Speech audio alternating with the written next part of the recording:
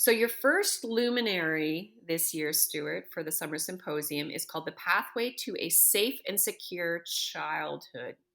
What would you like folks to know about this? It's the opening talk of the whole symposium. But we're looking at a new reality today. Children are encountering stresses unlike anything I've seen in my entire career. Think the stress of COVID, the stress of the news, the stress of worrying about the environment, and it's affecting them. It's affecting all, from very young ages all the way up to young adults. But in this talk, I want to focus on how do we help our children deal with these fears? How do we help them um, feel safe and secure in the midst of everything that's going on? Is this possible? And the answer is yes, of course it is. But only when we understand what's going on inside them, what's going on at the lowest levels of their brain, what this is telling us, and how we as parents or educators can make them feel safe and secure in a world that at this moment of time is challenging.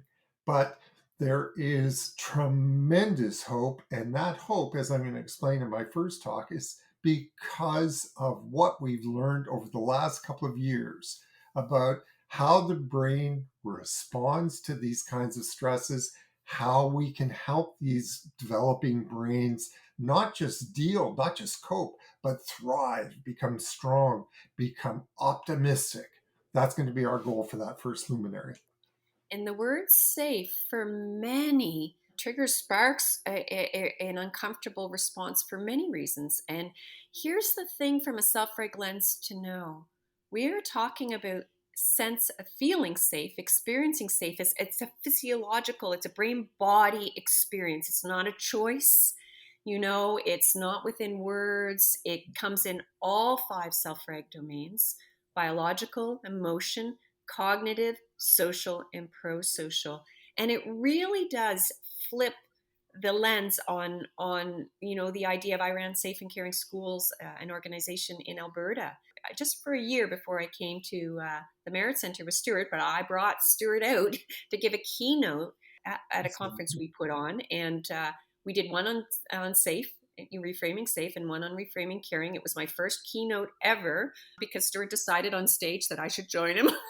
Was my first keynote with Stuart, right? So we've been working together much longer than that. But he reframed safe, and we together we reframed caring. And I want you to keep in mind that we are really talking about a different lens on safe that shows you what you can do,